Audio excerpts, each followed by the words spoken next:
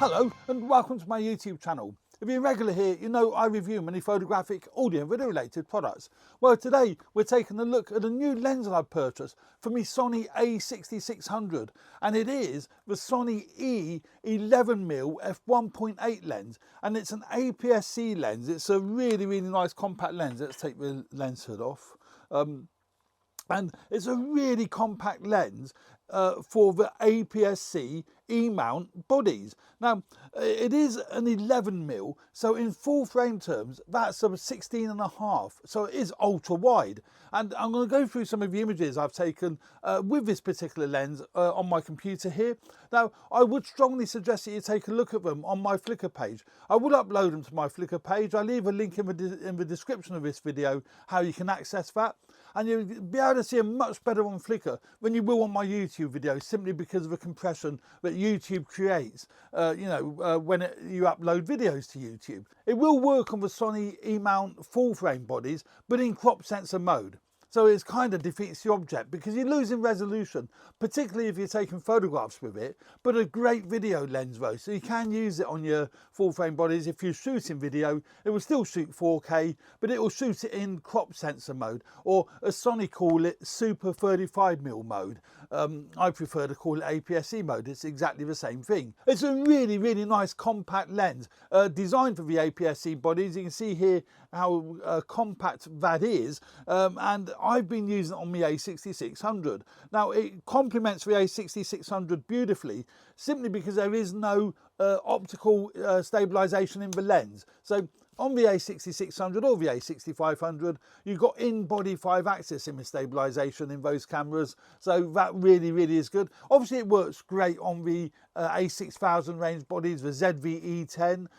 The fact that it hasn't got image stabilization really isn't a big issue. Because it's ultra wide, you're not going to see the jitters anywhere near as much you would as if you was using, you know, a telephoto lens or even a 50mm lens. But yeah, it's got two controls on the side there. You've got your autofocus, manual focus switch, which I really like, but they've put a manual switch on the lens as opposed to, you know, diving into the camera bodies like you have to do on some of the Canon bodies. So that's really good. And it's got a function button here, which you can pre-assign for whatever you want really. You pre-assign it using the camera body. So you can set it up for ISO, you can set it up for exposure compensation. It's a preset, or the camera body is a preset as a focus stop, focus hold button. I've changed it to ISO, so I can adjust the ISO very quickly, hold that button in, turn the dial, then I can adjust my ISO. So really nice. Nice focus ring. I don't think many people are going to be using manual focus with this lens. It is focused by wire, it's electronic focusing, so you're not going to be incredibly precise. But again, it's an ultra wide lens, so you're not going to be too worried about that. And I would use it in autofocus anyway. I do use it in autofocus. The Sony camera bodies are fantastic in autofocus, and this lens is no exception to that. It's got really great motors in there for fantastic autofocus. So you've got no problem with that at all. It is a standard E-mount fitting. And the other nice thing is Sony provide the lens hoods with their lenses, unlike Canon. Vast majority of Canon lenses don't come with a lens hood. This one does come with a lens hood, and you know, fits on there quite nicely. It's a tight fit. I tend to leave it on like that. Doesn't take up hardly any more space in your kit bag. And it's really good. Now, as it's a fixed prime lens, a prime 11mm lens, it is incredibly sharp. Also great for vlogging. So I'm going to do some vlogging tests in a moment. I'll go out in the garden and test this on my A6600 as a vlogging lens, vlogging camera, just so you can see, you know, how good it is for vlogging. I did say I would go out into the garden and do a vlogging test. Well, with my really bad shoulder and unsteady hand, it was more like shaky cam, even though I did have stabilization turned on the camera. It hasn't actually done a very good job, but it is a great vlogging lens, as you can see from this angle. If you look at the clip that I did shoot in the garden, you can see here it's very unstable. Let's make that full screen. It's just, well, it's not very nice to look at, is it? Because it's all shaky cam. So I decided to do it back in here. Now I've got it set to shutter priority, and I've got my Rode micro wireless going, no, not wireless, my micro, I can't remember what it's called. I'll leave a link in the description to this microphone. I've got that attached to the camera. I would normally put it on the hot shoe, but of course, because of the A6600, the screen flicks up. So the microphone would obscure the screen, and I like to be able to see what I'm filming, so that wasn't any good. I put it on a separate bracket, and I've plugged it directly into the camera, and that's working great. And it's a lovely wide angle lens. It gives a lovely aesthetic, and it really shows the surrounding. But as I say, if you look at this clip here that I did shoot out in the garden, the autofocus is working great, but look how shaky it is. Shaking everywhere. So I didn't really want to show that. I didn't think it was fair for you guys and girls to look at shaky cam footage, because it doesn't do justice to how good this lens is if you are, you know, a vlogger. And I think it'd work great on the ZV-E10 and also on the A6600, any of the Sony bodies. And it's working great on my A6600, but not for me as a vlogger. And that's probably why I don't do vlogging, because I haven't got a steady enough hand. But yeah, there we go. The Sony E mount 11mm lens. Obviously I can bring it in closer, because if I was hand holding this, that would be the sort of distance that I'd be. So, you know, that's definitely the sort of distance that you would see. And you can see from this clip here, that is shot at its widest, and it works great. You can see a lot of the surrounding, and it looks really nice. So yeah, I can highly recommend this lens if you are into video production, but if you are into vlogging. Also, the cameras, the Sony cameras are great, have got great IAF and Face AF in video. I mean, IAF is working great on the A6600. Even though the A6600 is an older camera, it's still working wonderful. So yeah, I'm loving that. So there we go. That's the E-mount 11mm lens, a better representation on a tripod in my studio rather than out in a garden looking at shaky cam footage. There we go. Now back to the review. Some people might prefer something like the 10-18 or the 10-20 power zoom lens, because you can adjust the you know, the focal range. But the nice thing with this goes down to f1.8, where the zoom lenses are f4. So this is great in low light purely because of that f1.8 aperture.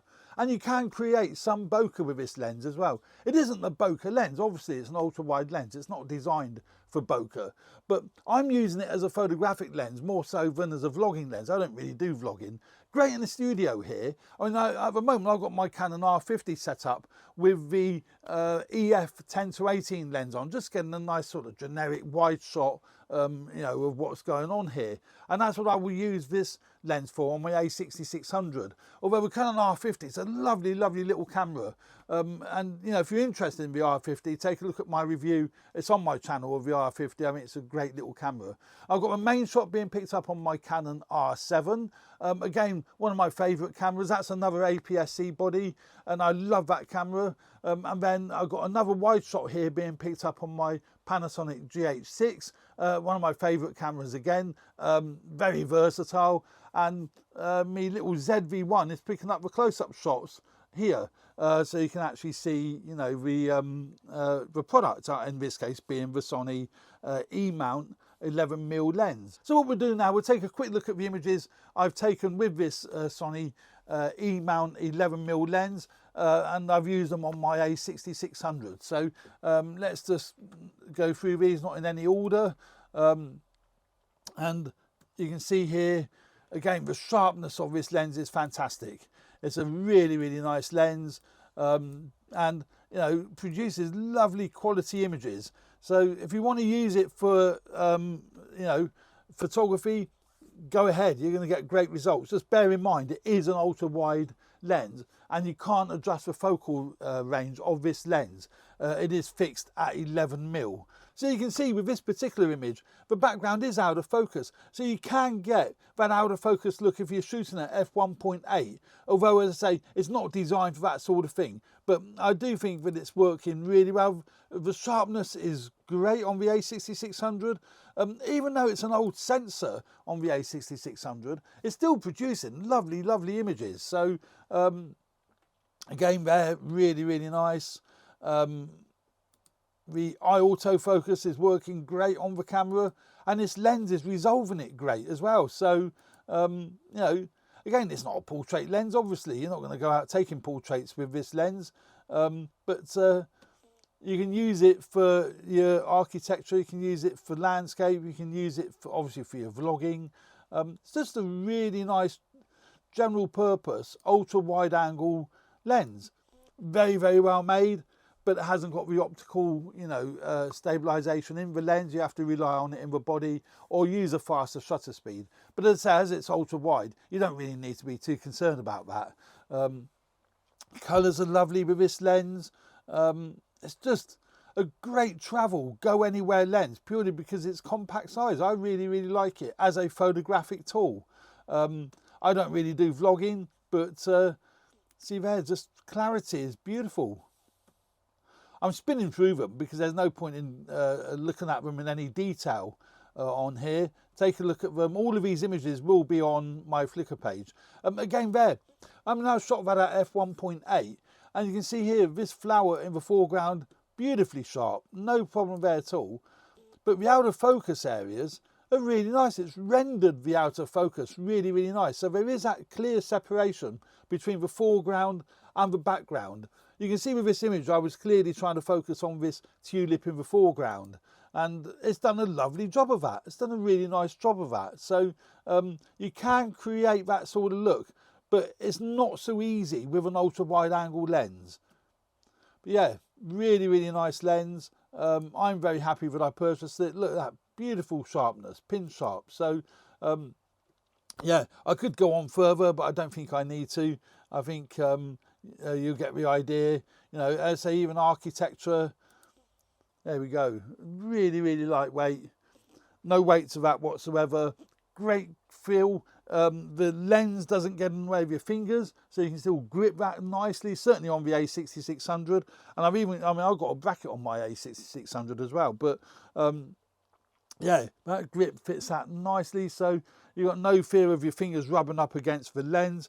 And with that function button where it is, that's great if you've got it up to your viewfinder. The positioning for your hand under the lens to be able to get to that function button is really, really nice. That's a really, really nice position for that. And if you want to do manual focus, it's a really nice, you know, you can get to your focus ring quite nicely just by turning that like that, and that works out really, really well. And you can adjust that by, you know, just pushing your thumb in on the actual function button. So yeah, works out, you know, works great. Works really, really well. I would imagine a lot of people will be using this lens as a vlogging lens, pure, or as a video lens, not just a vlogging lens, as a video lens, because of its sheer compact size and its ultra wide angle at f1.8. As I say, on full frame, that would be 16mm, and that would be much bigger. That would be, the camera itself would be bulkier as well. So, you know, that's almost to the extent of being micro four thirds sort of size. So, you know, you take that out, it's just so good. And as I'm getting older, I'm looking for more compact bodies rather than the heavier full frame bodies. But yeah, no, that's working great for me. Nice fitting, nice and compact. So there we go. That's the Sony E mount 16mm, the Sony E mount 11mm lens for the aps-c bodies, and that's all of them. That's even including the FX30, you know, the dedicated video camera. I think it worked great on that. So yeah, nice lens, really, really like it. There will be links in the description of this video where you can watch these, you know, have a look at these photographs, and also be an Amazon affiliate link where you can actually purchase a lens from. I earn a few pennies if you do click on that link, but you don't pay any more. And Amazon's a great company to buy stuff from because of their fantastic returns policies. So there we go. Thanks very much for watching. I hope you found this video useful. Please subscribe to my channel if you haven't already done so. Hit the like button if you like the content on my videos. Would really, really appreciate that. And stay tuned for more videos relating to video photography and some podcasting. Cheers for now. Bye.